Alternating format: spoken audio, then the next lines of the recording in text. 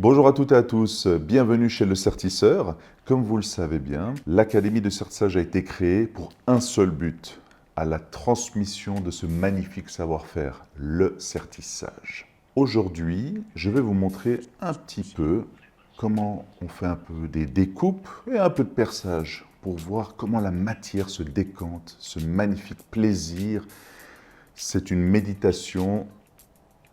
Je n'ai pas d'autre mot à dire. Il faut le faire pour savourer ce magnifique moment. Bien sûr, pour ceux qui désirent avoir plus ample d'informations, j'ai mis le lien en dessous que vous pouvez me contacter en tout temps pour avoir plus d'informations.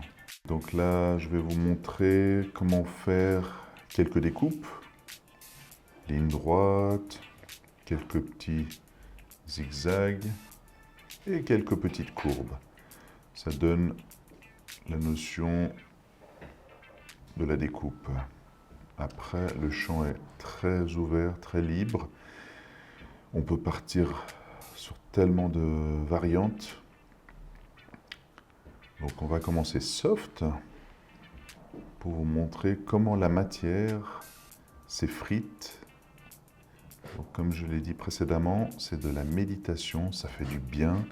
Dès qu'on sent la matière se décomposer, qui s'effrite, allons-y. Donc là, je vous présente, donc c'est une échoppe. Aux temps anciens, on appelait ça des burins, qu'aujourd'hui même, on utilise ce mot, ou l'échoppe, ou un burin, en forme de V, bien pointu. Donc là, on positionne, on pousse, et la matière s'effrite, comme vous pouvez le constater.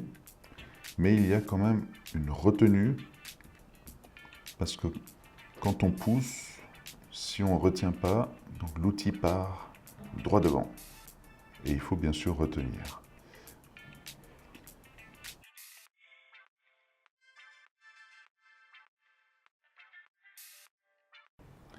Il y a des personnes qui arrivent à faire des découpes en 2 ou 3 traits.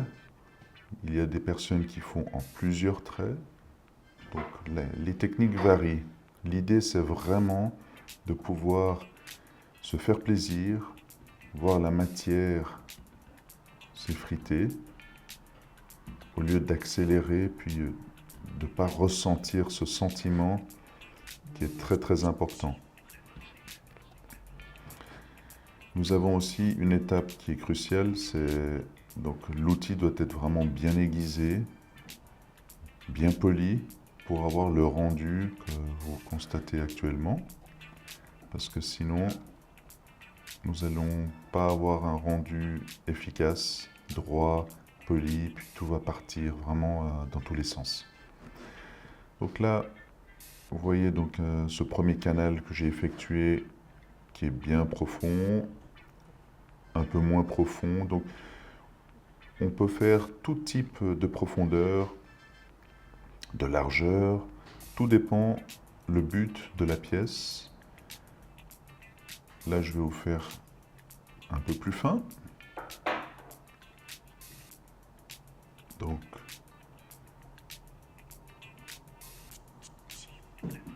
voilà.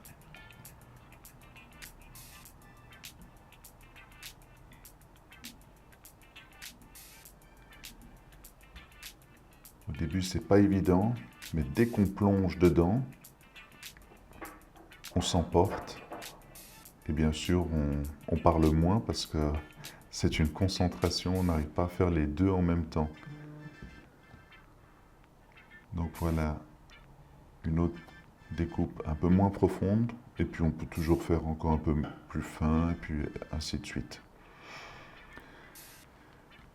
Maintenant, la partie des petites distances avec des angles.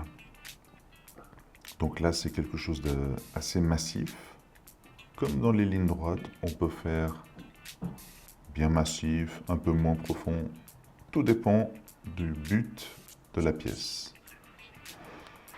Et ce qui est fascinant, c'est que plus on va profond, ou plus on penche l'outil, ça nous crée un biseau. Et avec cette magnifique lumière que nous avons, fait les reflets et la pièce change d'allure, ce qui est vraiment fascinant. On peut avoir quelque chose de discret en faisant des petites découpes toutes fines, parce qu'on veut passer inaperçu, comme si on veut vraiment mettre encore plus en valeur la pièce. Donc on commence à pencher l'outil, ou à évaser plus, ou à rentrer un peu plus en profondeur. Et là, de toute façon, vous le voyez, on constate la différence. Donc, la différence de la ligne droite, la ligne droite, on force, on retient, puis on peut aller un peu plus vite. Tout ce qui est petite distance, et y compris des angles, donc on ralentit, on ne peut pas à la même vitesse.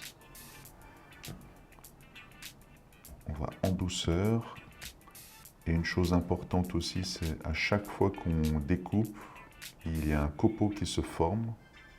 Et ce copeau, bien sûr, vous entendez peut-être ce petit bruit de tac-tac. Ce petit bruit qui fait que le copeau va sauter. Et il faut avoir le mouvement en hauteur pour pouvoir faire sauter le copeau, au lieu de rester statique ou dans la lancée, et on peut glisser et on dérape. Donc, je commence ici, ensuite je rejoins de l'autre côté. Donc des fois ça se fait rapidement, le trait se met en place, l'angle aussi, mais des fois ça ne marche pas. Donc il faut être extrêmement patient et aller vraiment en douceur. D'où la méditation comme je l'ai évoqué précédemment.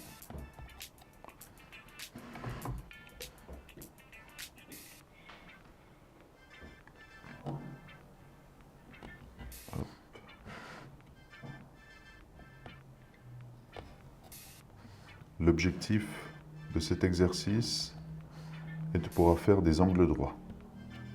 Pourquoi? Dans l'horlogerie, nous avons des découpes où il y a toujours une fin, un angle droit, une direction qui s'arrête, que ce soit sur une lunette, une carrure de montre. Donc nous arrivons à la fin de la pièce, donc il faut s'arrêter et créer un bord, donc un angle. Donc c'est l'objectif de pouvoir s'arrêter et puis faire un angle précis. Là, vous avez vu dans une profondeur un peu plus profonde. Après, vous avez un peu moins profond pour vous donner l'aperçu. Et puis, plus on penche, plus la pièce a vraiment une allure vraiment différente. Et c'est ce qui donne vraiment ce caractère, comme on peut commencer avec quelque chose d'assez fin et puis tout d'un coup évaser beaucoup plus pour avoir beaucoup plus d'éclat. Donc en tournant la pièce, vous voyez que c'est extraordinaire. Là, nous voyons donc les reflets. Ensuite, donc, pour quitter les lignes droites, nous avons des courbes. C'est pareil. Donc, enfin pareil, il n'y a pas d'arrêt, c'est-à-dire ça peut partir dans tous les sens. Là, vous avez quelques motifs assez soft qui partent en forme de volute. Comme nous pouvons... Donc, il n'y a pas de limite. On peut faire des courbes extrêmement raides avec des virages très serrés comme un peu plus allongés. Donc, il n'y a pas de limite. Et là, le plus dur, c'est... Donc, quand on découpe, notre outil doit partir un peu de gauche à droite, penché. Ainsi, l'autre main qui guide, comme vous voyez que je bouge le boulet, doit bien sûr tourner avec nous pour justement faciliter la découpe. Je prends l'exemple ici. Donc là, il y a déjà une première lancée que j'ai déjà faite. Et puis on peut aussi jouer comme avant, un peu plus profond, un peu plus fin. Donc c'est vraiment de la gravure. Ce que vous voyez donc avec cet outil, l'échoppe, le burin, Donc on fait les préparations de sertissage, mais on peut faire aussi de la gravure. Donc c'est ça qui est fascinant. On a deux métiers en un. Donc là, ma main gauche tourne la pièce, ma main droite qui suit, le copeau aussi. Hop. Donc c'est assez difficile de faire en un trait. Il faut vraiment être patient et aller en douceur.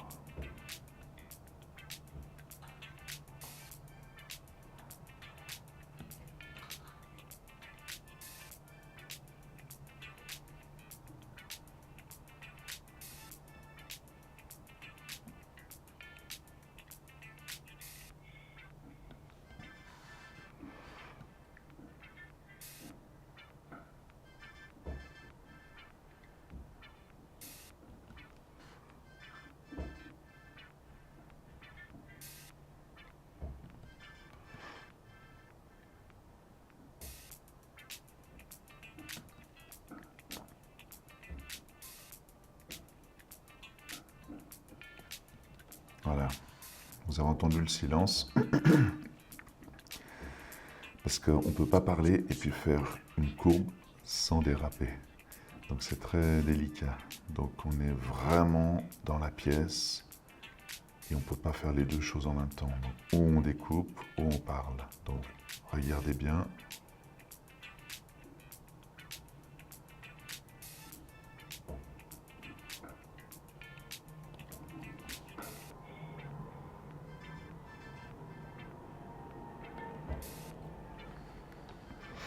Voilà. On a une lancée. Et puis là, j'ai évasé pour faire vraiment ressortir ce trait, cette découpe. Donc grâce à cet outil, vous voyez ce qu'on peut faire. Là, c'est évaser un peu plus. Il n'y a pas de limite. On peut encore plus évaser. On peut faire des choses incroyables. Après, c'est l'imagination qui se met en route. Donc voilà la première partie pour les découpes. Je vais vous montrer maintenant un peu de perçage.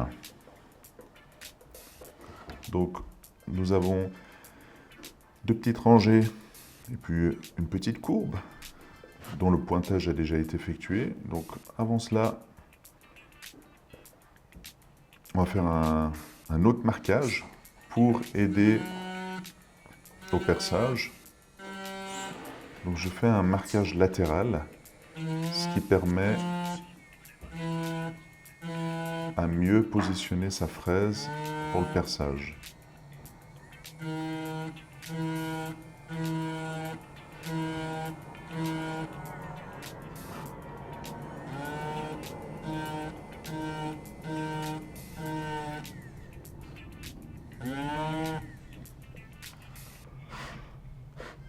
Donc là, le positionnement se fait en vertical. Donc là, nous avons une petite fraise. Donc après ce marquage, ce qui est fascinant, c'est que dès qu'on se positionne, la fraise ne va pas se balader. Donc moins de risque de dérapage. Dans le perçage, ce qui est important, c'est de rester à une vitesse pas trop élevée, moyenne, parce qu'elle fait déjà son travail. Il ne faut vraiment pas forcer pour rentrer dans le risque de déraper. Et bien sûr, là, c'est un diamètre de 1 mm. Et maintenant, on attaque donc à la 0,7 pour faire un petit pré-perçage avant d'attaquer au diamètre final. Ce qu'il ne faut pas faire, c'est de prendre directement le diamètre final et puis attaquer, parce que vous risquez de glisser, déraper et de faire chauffer le moteur, parce que vous allez accentuer, puis vous risquez vraiment de faire des dégâts. Donc c'est pour ça que l'étape du perçage est vraiment par palier. En général, on va entre 2-3 dixièmes de différence en augmentant pour arriver jusqu'au diamètre final.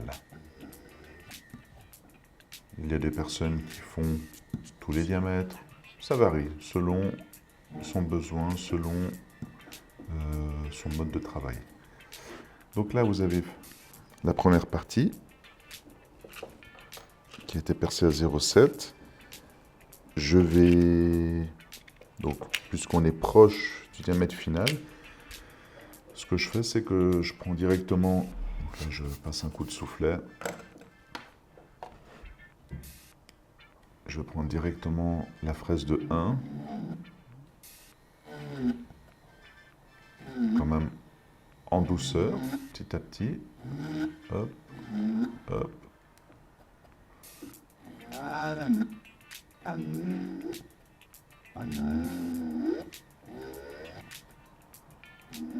Donc dans le perçage, il faut faire attention parce qu'on risque de partir, parce que c'est une fraise qui peut partir dans tous les sens, donc on peut évaser et on peut déraper aussi, et la fraise peut automatiquement partir, et puis ça fait un énorme,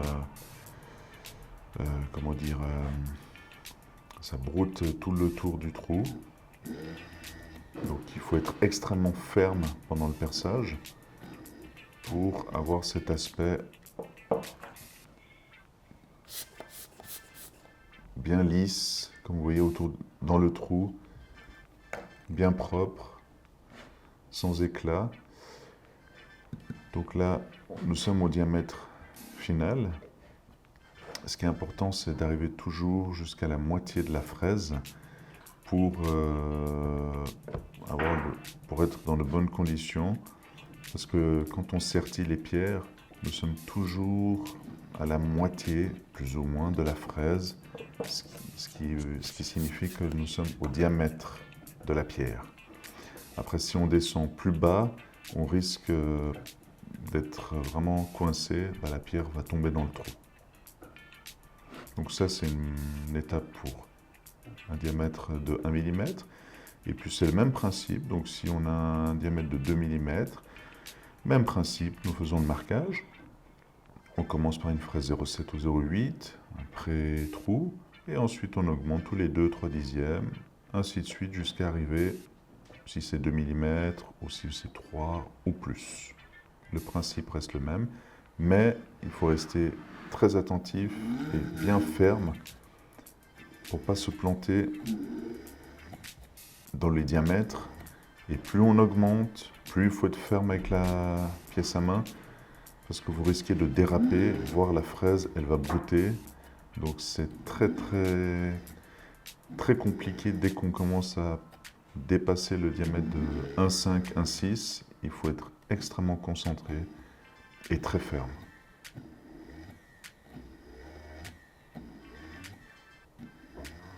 Voilà. Donc ça c'est du laiton, donc ça s'effrite bien. Il y a différents matériaux qui sont un peu plus molles, des fois plus durs, mais le principe est toujours le même. Donc en douceur, par palier, et puis ne pas rester constant en train de percer comme je montre actuellement, sans bouger, puis forcer, forcer, forcer. Il faut absolument percer, ressortir toujours, parce qu'à chaque fois que vous ressortez, les copeaux sortent, et c'est là où ça vous permet de recharger la fraise, rappuyer et aller encore attaquer la matière. Voilà, j'espère que ça vous a plu et je vous dis à bientôt. Merci.